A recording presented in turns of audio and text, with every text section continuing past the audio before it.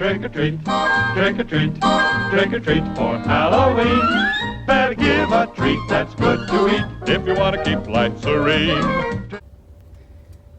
Well, I'm finally getting to my favorite part.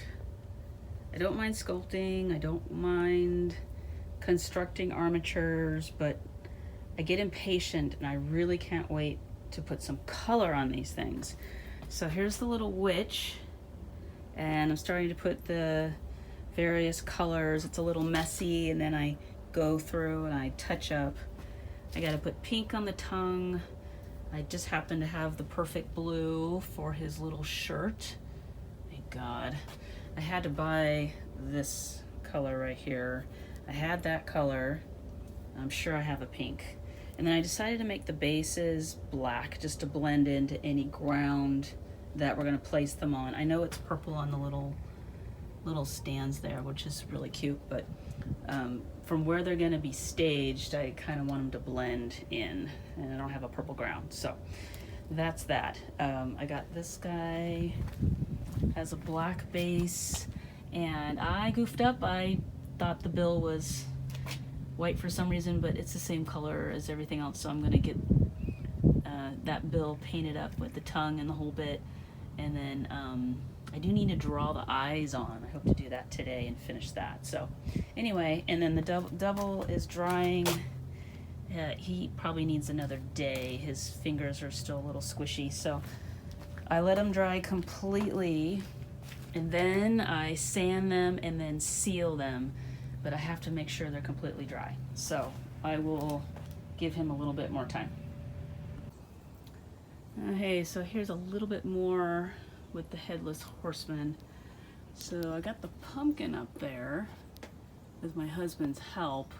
We actually put a piece of thin wood on the bottom, then we had to screw it into the pumpkin because when I slipped it on there it was a little too heavy. That's a paper mache pumpkin with clay up there, so it just couldn't stay without tilting. So anyway, we screwed it up there, and then I clayed and sculpted around it, and I fixed the hand. It was a little too high, so I kind of smoothed it out and made the original hand that I made part of the pumpkin, and then I resculpted the hand right below it. So I think that'll work. I might make the thumb thick sticking out a little big, but I think that'll be fine. The pumpkin's actually just a bit bigger than the model, but it's okay. I like it. I do need to sculpt the arm a little bit more, give it some more definition, like a bicep and stuff, but he's up there. He's looking good. And then I had to paper mache the top of that because it was hollow. I hadn't finished that off yet, and I still have to work the neck of the horse before I seriously start putting that head on there that I'm sculpting separately. So anyway, tons and tons of clay. He's coming along good. It's just taking a while because he's so big. So there's a bit more about that. Okay, here we are. We're working on little Mickey, and he's playing the little organ in the haunted house cartoon that we're going to do in the garage. That's going to be the scene in there. So check out the cute little organ. Just pieces of wood slapped together. I'm doing the foam part with all the little keys and knobs, and then the black keys for the keyboard part are drawing. I don't know, they look like little Kit Kats. What do you guys think? Pretty funny. Let that dry, and then I'll paint the other end, and then I'll glue it onto the keyboard to make it look like that. And then I'm gonna paint this whole thing white right now. I need another piece down there.